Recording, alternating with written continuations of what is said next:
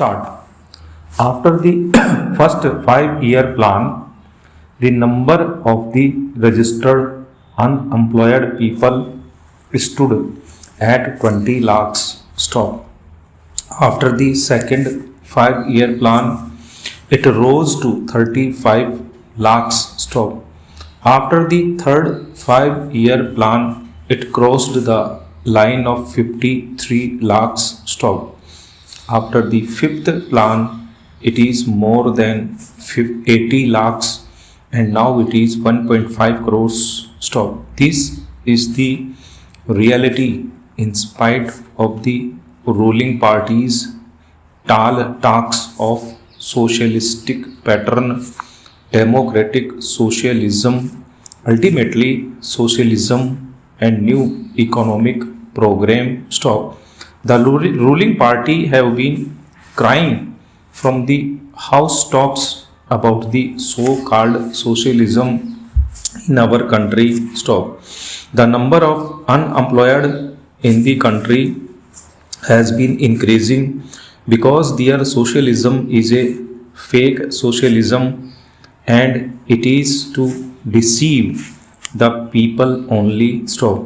They talk of socialism only because they know people live and like it. Stop.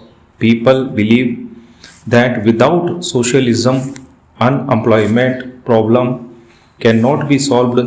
But what is socialism? Stop. It is only the scientific socialism which is the real socialism and which abolishes exploitation of man by man, which abolishes private property system in the economy, which takes the means of production in the hands of the state and which guarantees the right to work. Stop. But in our socialism, the rich becomes richer and poor becomes poorer. Stop. This is really capitalism under the guise of socialism. This is fake socialism and this is only to deceive the people. Stop. Can we claim of building socialism without making the right to work as a fundamental right? Stop. We cannot. Stop. In all the socialistic countries, this right to work is guaranteed by the Constitution as a fundamental right. Stop. I would like to quote the relevant articles from the Constitution of a few socialist countries. Stop.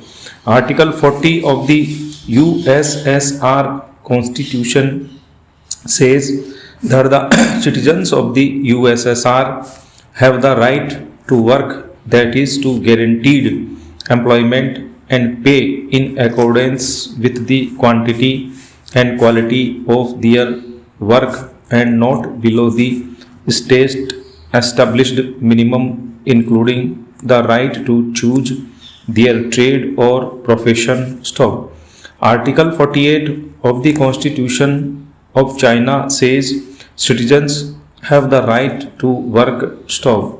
To ensure that citizens enjoy this right, the state provides employment in accordance with the principle of overall consideration. On the basis of increased production, the state gradually increases payment for labor, improves working conditions, strengthens labor protection. Stop.